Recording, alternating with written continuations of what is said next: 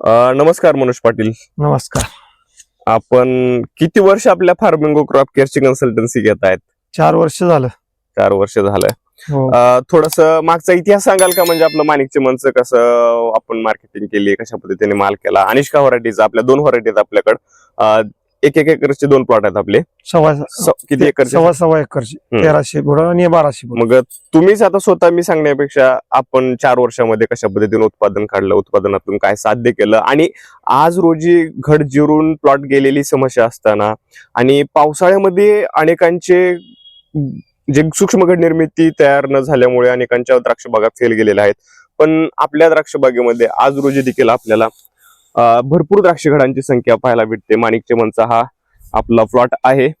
तर निश्चित तुम्ही सांगा, पूर्णपणे तुम्ही सांगा आता कसं नियोजन आहे आपलं कन्सल्टन्सीचं? नाही, 4 वर्षाच्या अगोदर कसं होतं, घड निर्मितीला प्रॉब्लेम येत होते, परत घड जिरण्याच्या समस्याला भरपूर प्रॉब्लेम येत होते, मिलीबगचा प्रॉब्लेम होता, भुरीचा प्रॉब्लेम.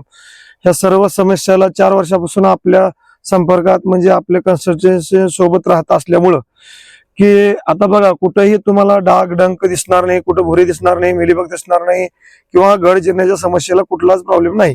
आणि 4 वर्षामध्ये फुगवणीचा प्रॉब्लेम नाही. आता गेल्या वर्षी तुम्ही बघितलं असाल की माणिक चिमण आणि अनुष्का व्हरायटीचं तुम्ही व्हिडिओ केलेले आहेत. गेल्या वर्षी पण 1 एकरला 22 टन माल हे अनुष्का व्हरायटीचा निघाला होता.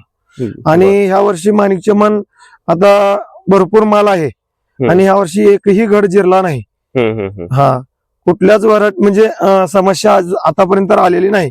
फुगवण पण व्यवस्थित आहे. आता 70 दिवस झालेत.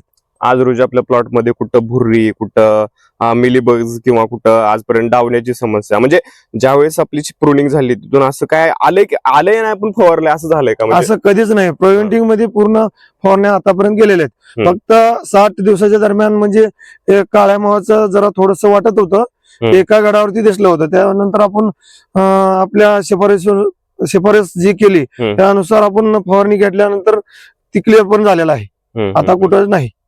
ठीक आहे. आणि सगळ्यात महत्वाचं म्हणजे जे आपण उत्पादनातून साध्य केलं, म्हणजे आज अगोदर तुम्ही फक्त द्राक्ष बाग करत होता असं होतं. ज्यावेळेस आपण कन्सल्टन्सी दिली तुम्हाला, ज्यावेळेस आपण कन्सल्टन्सीच्या माध्यमातून तुम्ही आता उत्पादन होऊन काय काय साध्य केले? नाही, तर कसं माहित आहे का, पहिलं काय होत होतं, एकरी मला लय झालं 10 टन 11 टन 9 टन असं एवढं उत्पन्न एकरी भेटत होतं. आता दोन्ही प्लॉट मिळून माझे 2.5 एकरचं प्लॉट आहे, म्हणजे 1300 आणि 1200 बुड, किंवा म्हणजे सव्वा एकरचे दोन्ही प्लॉट आहेत. तर दोन्ही मध्ये आता सध्याला दोन्ही प्लॉट मध्ये मिळून 35 टनाच्या जवळपास दोन्ही म्हणून मिळून आपल्याला उत्पन्न भेटतंय.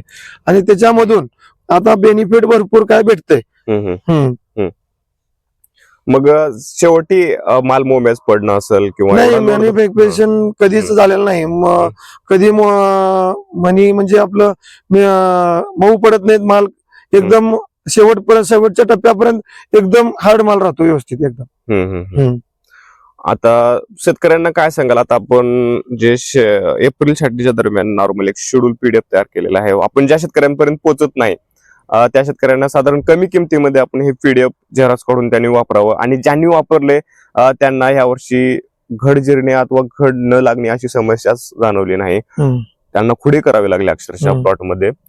अशा कंडिशनला मग तुम्ही शेतकऱ्यांना थोडस तुमच्या माध्यमातून सांगितलं तर बरं होईल की बाबा, लांबचे शेतकरी असतात, ई बुकच्या माध्यमातून त्यांना फायदा होईल आणि नाममात्र कमी किमतीमध्ये आपण ते ई बुक ठेवणार आहोत. हा, बरोबर आहे. म्हणजे कसं आहे, फार्मिंग क्रॉप केअर जे आहे याच्यातर्फे जर तुम्ही घेतलं म्हणजे शेतकऱ्याला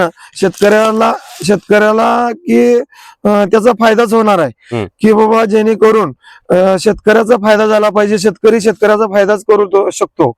मग फार्मिंग क्रॉप केअर तर्फे जर तुम्ही घेतलं हे PDF घेऊन जर कमी अल्प दरामध्ये त्याने करत आहेत, तर तुम्ही घेतलं तर साध्य होईल असं माझं मत आहे.